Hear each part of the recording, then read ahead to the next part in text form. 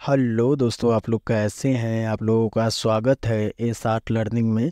इस चैनल के माध्यम से आप लोगों को डेली डिक्टेशन और आउटलाइन प्रोवाइड किया जाता है। यदि इस डिक्टेशन का आउटलाइन चाहिए तो इसी वीडियो में लिंक दिया गया है, वहां से जा कर के आप लोग अच्छे से रिवीजन कर लें और अपनी स्पीड को बढ़ा सकते हैं। और ये डिक्टेशन दैनिक जागरण से 40 वर्ड प्रति मिनट स्टार्ट होगा 5 सेकंड बाद।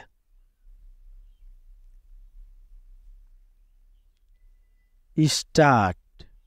राष्ट्रीय जनतांत्रिक गठबंधन यानी राजग संसदीय दल का नेता चुने जाने के बाद प्रधानमंत्री नरेंद्र मोदी ने भाजपा और सहयोगी दलों के नेताओं एवं नवनिर्वाचित सांसदों को संबोधित करते हुए इस गठबंधन को जिस तरह सहज स्वाभाविक राजनीतिक समूह बताया, उससे यही स्पष्ट होता है कि वह गठबंधन सरकार चलाने की तैयारी करने के साथ ही देश को यह संदेश भी दे रहे हैं कि ऐसा करते हुए कहीं कोई समस्या आने वाली नहीं है, चूँकि अतीत की गठबंधन सरकारों का नेतृत्व करने वाले दलों के मुकाबले इस बार भाजपा के पास कहीं अधिक संख्या बल है,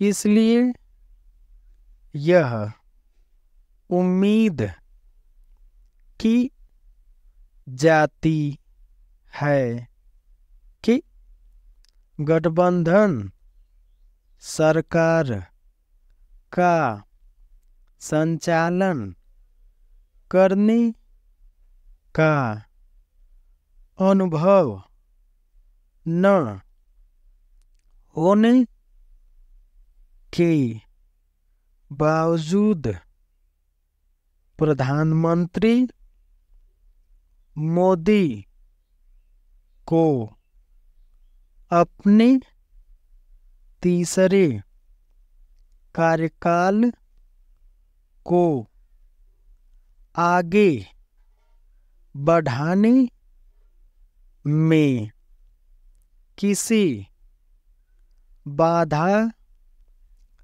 का सामना नहीं करना पड़ेगा। यह उम्मीद इसलिए भी की जाती है क्योंकि पहले मुख्यमंत्री और फिर प्रधानमंत्री के रूप में उनके पास सत्ता के संचालन का व्यापक अनुभव है।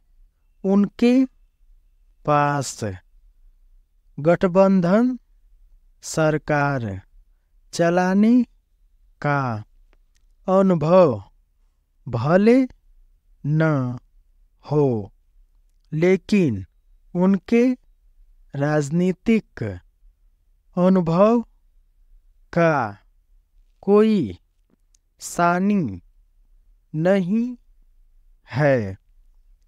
यह उल्लेखनीय है कि वह तमाम चुनौतियों के बावजूद बड़े और कड़े फैसले लेने में सक्षम है।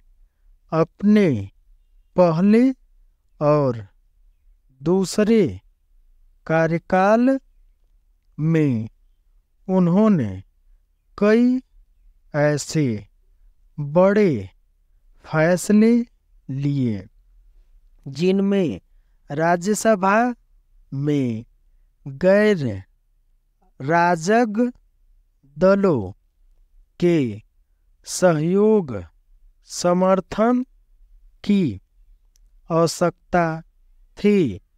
वह अपने राजनीतिक कौशल से यह सहयोग हासिल करने में समर्थ भी रहे। प्रधानमंत्री मोदी ने जिस तरह राजग के गठन में महत्वपूर्ण भूमिका निभाने वाले प्रकाश सिंह बादल, बाला साहब ठाकरे, जॉर्ज फर्नांडिस और शरद यादव का स्मरण किया, उससे यह भी संकेत मिलता है कि वह सुखबीर सिंह बादल और उद्धव ठाकरे को यह संदेश देना चाह रहे हैं कि वे भाजपा के स्वाभाविक सहयोगी हैं।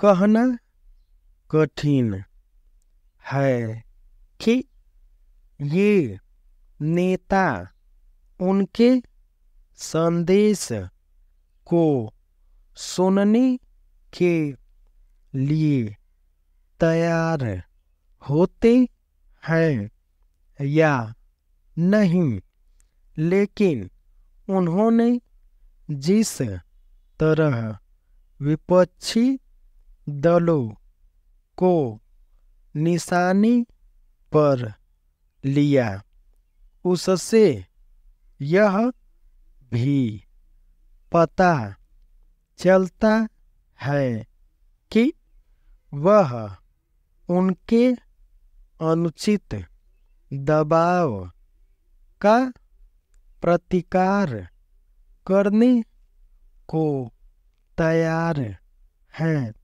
यह समय ही बताएगा कि विपक्षी दल रचनात्मक पक्ष की भूमिका निभाते हैं या नहीं, लेकिन प्रधानमंत्री ने जिस प्रकार इन खबरों पर कटाक्ष किया कि सहयोगी दलों की ओर से आमुख मांगे की जा रही है, उससे यही रेखांकित हुआ कि वह इस प्रचलित धारणा को खारिज कर अपनी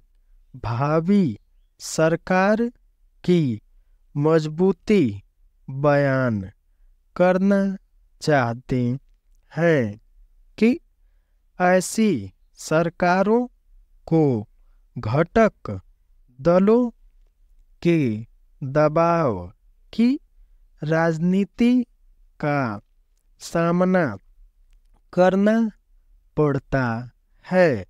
फिलहाल तो सहयोगी दलों के नेताओं और विशेष रूप से नीतीश कुमार और चंद्रबाबू नायडू ने प्रधानमंत्री मोदी की प्रशंसा करते हुए उन्हें भरपूर सहयोग देने का वादा किया, लेकिन यह भी एक तथ्य है कि गठबंधन सरकार के कुछ नकारात्मक पक्ष होते हैं।